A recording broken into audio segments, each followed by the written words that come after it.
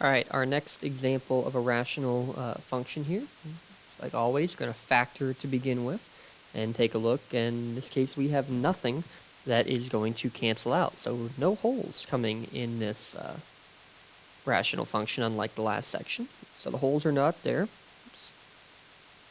Our domain, like we've been doing, everything except for where the bottom equals 0. So -1 and 7 are our issues. So -infinity to -1, 1 to 7, and then 7 to infinity.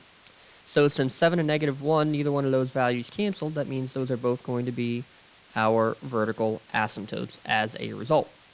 X-intercept, set the numerator equal to 0. Remember that 3 equaling 0 never happens, so all we have will be -7 and +2 as our two x-intercepts. So -7, 0 and 2, 0.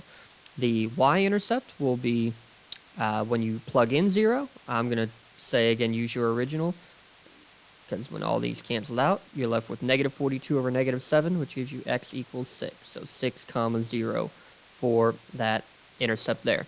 And then it's time for the long division. So there's the setup for this big long division. And when you subtract it out, you get that big quotient. And you can check all of the math on that long division, but that means that you're going to get a horizontal asymptote of y equals 3. So still haven't dealt with any of the slant asymptotes yet.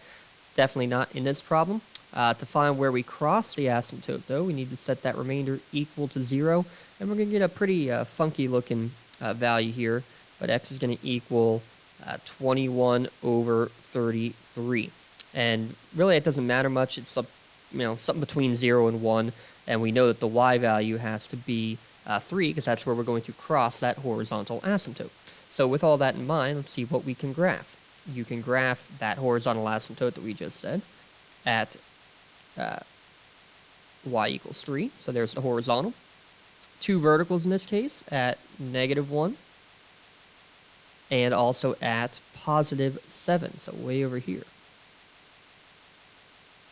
The points that we can plug in are the intercepts, so -7, 0 and +2, 0, it looks like.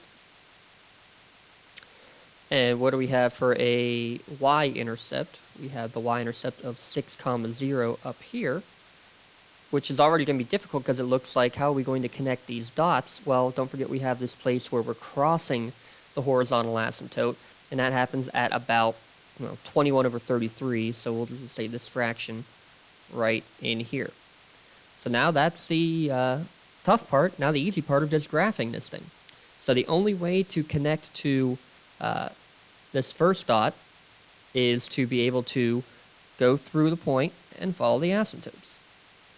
These 3 dots in the middle, pretty easy to connect the dots, especially now that we can cross that asymptote in the middle.